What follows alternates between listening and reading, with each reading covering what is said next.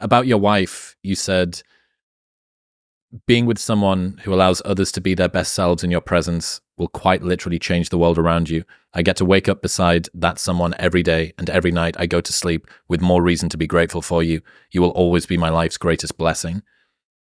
What's your advice for choosing a good partner? I think that sounds like the summary that everybody wants to do that. But, so many relationships don't seem to have that positive dynamic in it.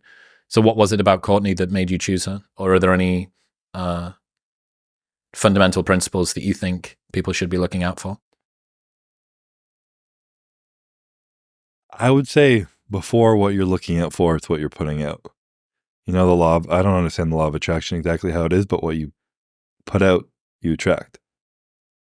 If you're being your authentic self, our buzzword today, you're being your true self, you're speaking about what's really important to you, you're putting out the energy that you care about, that you want to get back into the world, and you're being real, you're going to get that back. If you're putting on a show and you're chasing these inauthentic goals that are for other people or to keep up with society or pressures or parents or whatever it might be, you're going to start attracting people who are attracted to those goals and that energy, which isn't your real self, rather than who you really are. And the incredible thing of how me and Courtney met was I put out my first YouTube video crying, talking about something really emotional that I had gone through the year I was in the hospital, talking about a really scary time, how fearful I was, being really raw, first time ever talking about it, therapy session on camera, crying. And she saw that and she's like, wow, this guy's different.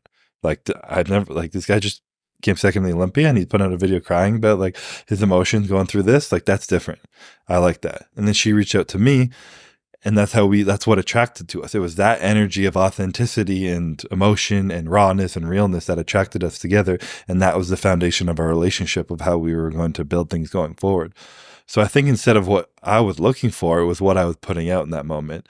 And she was attracted to it because that's who she is. When I say she's the light that lets everyone be their best selves. She's the type of person where I'll go to the bathroom and come out and someone will be crying, and it'll be or the store clerk checking out her groceries is telling her about her child who X, Y, and Z and all this. I'm like, what do you? She's like, I didn't say anything. People just tell me all their stuff. I'm like, but it's beautiful. People just feel so safe and comfortable around her because she's such an amazing, loving, selfless person. It's just it's her nature, and she doesn't need to be anything other than that. It's just who she's always been. And I just love that. And I'm the protector of that energy because she gives out so much. So I try and protect her. And then in the confines of our home, she gives me the space to be myself and be my raw self of what she saw, and protects me in there. It's so funny that if you tried to be somebody else, the person that ended up making you a better version of you wouldn't have even been interested. If you tried to put on some sort of a show, if that video hadn't been there, if you'd kept on closing down your emotions, that was the very thing that she was going to be most attracted to. I think this is one of the problems, again, with the Djokovic, Nadal, Federer way, that this is the way that you're supposed to attract. We understand what it is that women are attracted to. And I'm like, maybe on average, but you can only put on a facade for so long. Yeah. And everyone's different. Yeah, you're going to end up in a relationship with somebody that loves you for not you. And it's going to be exhausting. Yeah. Some people might not like that version of Courtney. A lot of women might think I would be overly emotional and weak or something in that, and that's fine. But they're not for you. But they're not and you're not for them. Yeah. And I think one of the cool things I've discovered in our relationship is your ability to be a burden to your partner is important. For you to feel safe to be a burden to your partner and for them to still show up and love you. And then you're like, oh, wow, I don't need to give you anything in return. You're not expecting anything in return. I can put my burdens on you and you love me. And that makes me feel safe and love you. So when you put your burdens on me, I'll do the same. It just becomes this burning circle of love, It's just, I feel like that's such an important thing, to find someone who you just feel safe being a burden to. You're not going to intentionally be a burden, but sometimes you suck, sometimes you're a burden. And if you don't even feel safe being like that around your partner, you have to just withhold things from them and put on that show. You're never going to feel safe around them, and you're not going to want to be there for them as much when they're being a burden as well. You just become these two people dividing and conquering all your problems rather than taking on the world together. I really like that idea, that here I am, not fully competent, slightly broken, in need of help. Oh, and you're still here. Yeah. You didn't leave. Yeah. Yeah, that's pretty beautiful. What do you wish more women knew about how they can help their man become a better version of himself? Because it seems like Courtney is very much able to do that for you. What do I wish more women knew? Yeah, I think the relationship that you guys have, which is very open and emotionally honest, seems to be one that a lot of women would want. Mm-hmm. Obviously guys too, but I don't hear a massive amount of advice for women about how they can cultivate an environment that allows a man to flourish emotionally in the way that you are. What do you wish more women knew about how they could help their man be more emotional safely? It's a good question. I think being able to